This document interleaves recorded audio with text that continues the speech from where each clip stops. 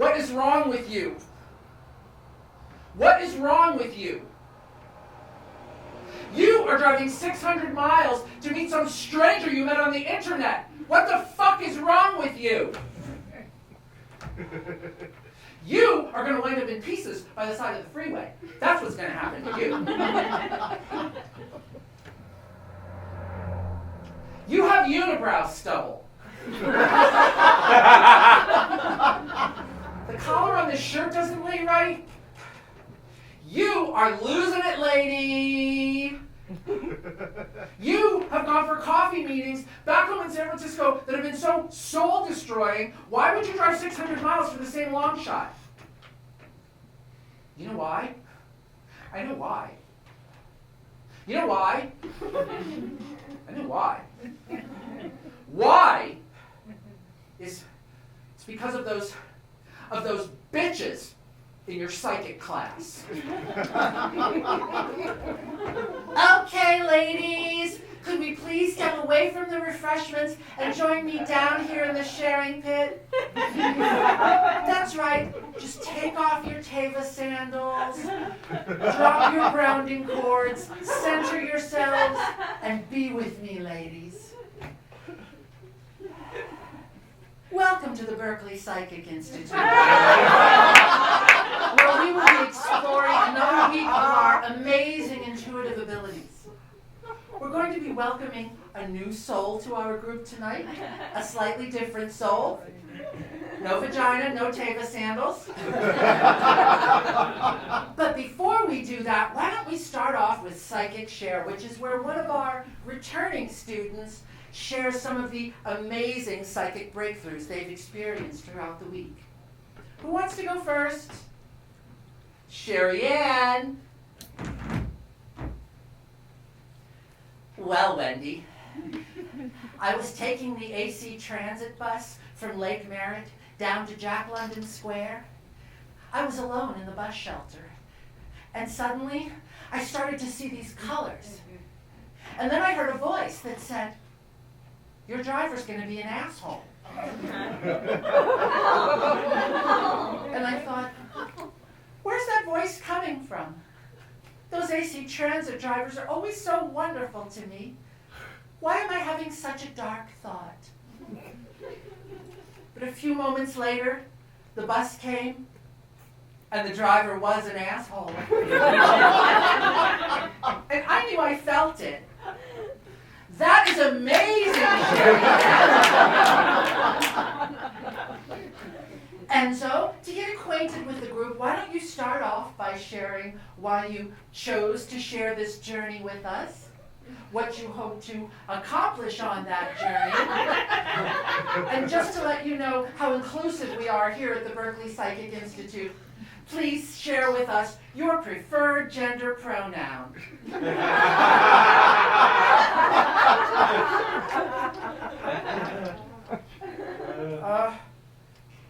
He, him, oppressor. Any of those are good. I've only had two psychic readings, and I think I have a good gut instinct, but I'm a very, very rational person. But I want to change. I need to change.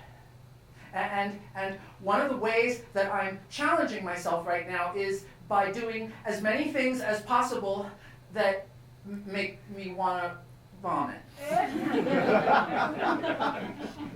It feels great to be here.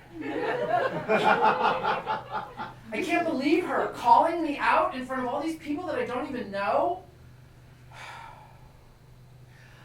More than a year ago, I had this disastrous family reunion at Christmas. It was a fucking nightmare.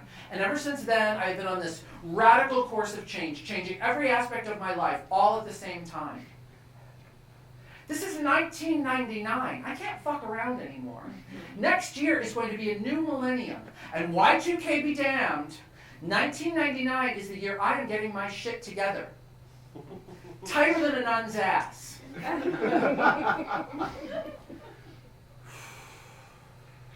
I'm a chanting Buddhist now.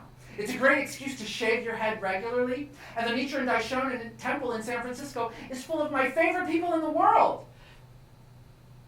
Jews. I'm reading John Bradshaw, Melody Beattie, and Drama of the Gifted Child all at the same time. And the latest thing I'm trying is this psychic class. I say trying because all the other students are having these color healings and these major psychic breakthroughs, and everything I do just seems so lame in comparison. But I'm trying. Another thing I'm trying, I wrote a personal ad. Mama's putting her shit out there. And this is not the personal ads that you usually read in the newspaper. This is a cutting-edge personal ad, which I am going to place on the new World Wide Web.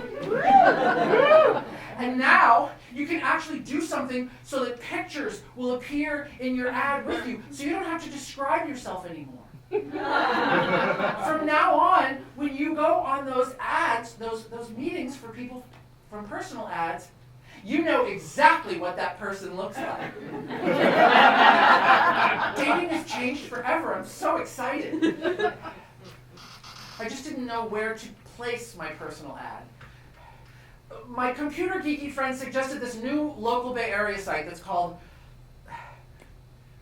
Craigslist, something. It's not a .com. It doesn't have any colors or pretty animated GIFs. It's basically a bulletin board with jobs and apartments. They're just breaking into like personal ads and stuff like that, and I don't see it going anywhere. Now this is why. A job, an apartment, this is something you could probably look at when you're at your work. But who is ever going to sit at a paid job and look at personal ads on the internet?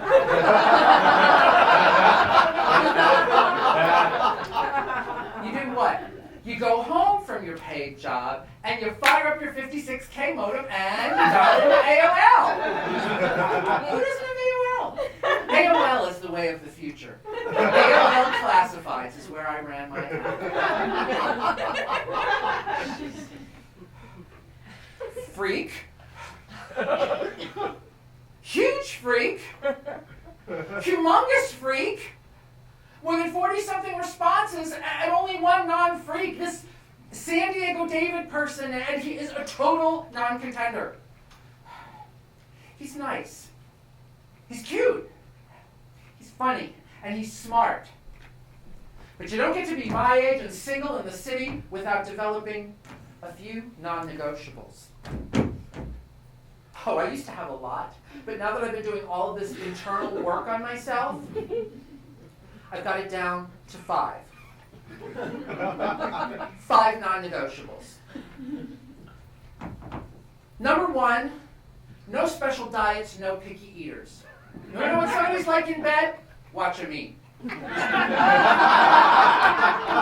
I have never had sex with a person without watching them eat a square meal first. I cannot recommend that highly enough. Ladies.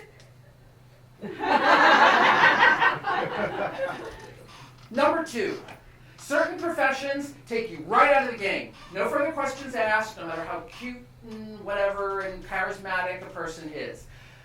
These professions include counselor, any kind of therapist.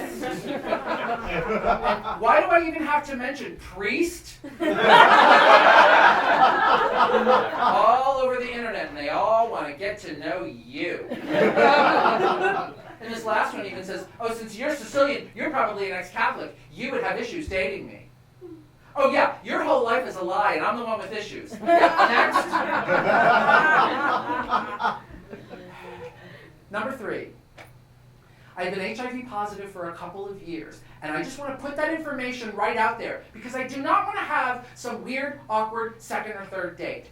That's what I am. That's all I'm open to dating. These are not rules the rest of the world has to follow. These are just the things that work for me. Number 4, no long distance anything. I won't even date a guy that lives in Oakland.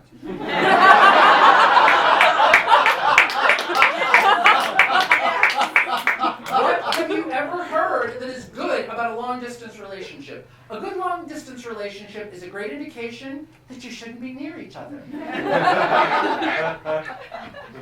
And most controversially, and believe me, this hurts me just as much as it hurts you. Number 5, I can no longer consider any Latin men. Now, before everybody gets all hissy and shushy and judgmental and calls me a racist, I am including myself in the category of Latin.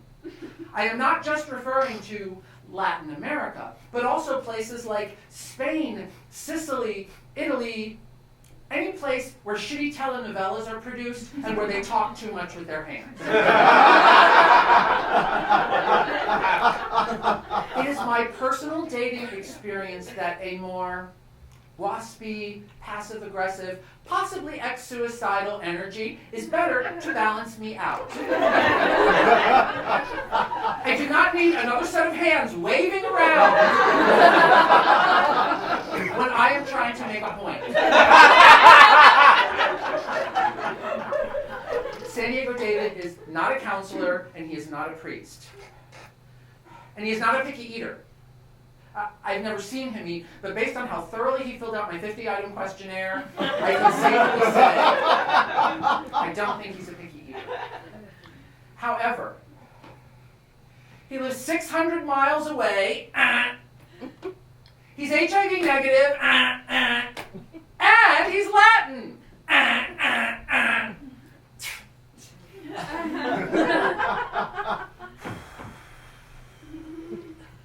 A few weeks later, I'm on the Stairmaster, 24-hour Nautilus, Van Essen Post, working up a sweat. Very happy today because I got my favorite machine number 4, where I have an unobstructed view of my front and back. The ass is looking high. It's looking tight. It's looking amazing. And yet, am I appreciating that? No. All I'm thinking about is how in a few more days I have to face those bitches at my psychic class, and I don't have anything good to tell for psychic share. I've been venting on the phone about it to San Diego David. And we've been talking on the phone like every night. Oh my God, my long distance bill is going to be huge. You know, I stand by what I say. He is a total non-contender. But he's a nice guy, and I do think someday, just for the hell of it, we should... Oh my God. I am having a psychic experience on the Stairmaster of 24-hour Nautilus. What if I, spontaneously, because we psychics are very, very spontaneous people, get into a rental car, like right now, and drive to San Diego and meet San Diego David?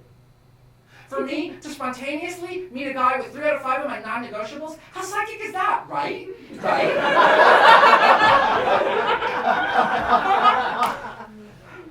Hi, David.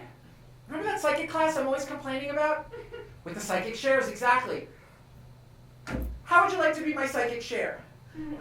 I'm going to get into a rental car and drive to San Diego right now. It's kind of weird, but it's not too weird unless you say it's too weird. Is it too weird? Oh, that's so sweet. San Diego David said he wants us to meet in LA so that I don't have to do all of that driving myself.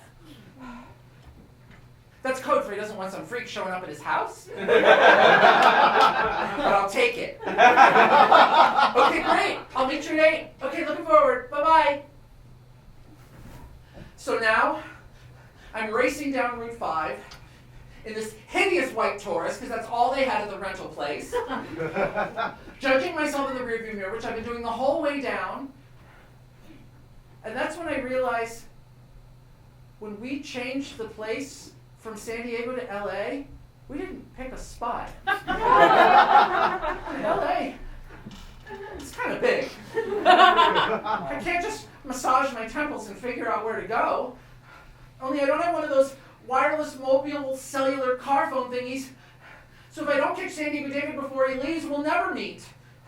Only when I call him, San Diego David doesn't pick up. Oh my God, the stress level's through the roof. If I drive 600 miles for a blind date and get stood up, it's so humiliating. And so totally unpsychic. only I can't because there's nothing on Route 5 except for dead animals and cow shit. It takes me 45 fucking minutes to find another payphone.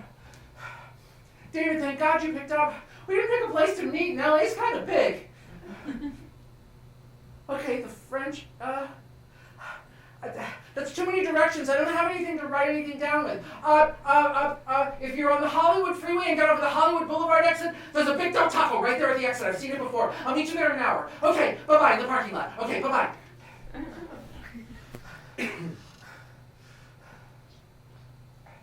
It is 90 minutes later. I am in Friday night, bumper to bumper, rush hour, Hollywood freeway traffic. I am more than 30 minutes late already. I am at least 10 minutes from the exit. And that's when I realize, am I bleeding? It's just this little tiny cut on my forehead. I don't even know how I did it, but it's my first date with an HIV negative person. Do I have to have blood gushing out? Can't find anything to wipe it up with except for this disgusting, dusty old napkin from an AM/PM that doesn't even belong to me.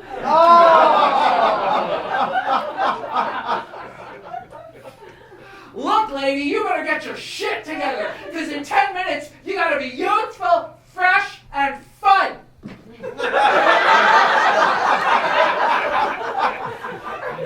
When I get to the Hollywood Boulevard exit, thank God the Del Taco is exactly where I remember it. And I go to pull into the parking lot, only I can't, because there's this car with no one in it, like parked, blocking the entrance into the Del Taco parking lot. It's a brown Honda Accord, which is what San Diego David said he'd be driving. Who leaves their car blocking the entrance to a fast food restaurant? A fucking psychopath, that's who. The one you just drove 600 miles to meet, because you're an asshole. I can't figure out any other way to get into the parking lot except for the back entrance. The only way to get in there is to make this illegal left turn, and these Mexicans are honking at me. I'm sorry. I get into the Del Taco parking lot, and as I pull into the only available parking spot, I realize in the space next to me, backed in, is an identical brown Honda Accord. And then I see him.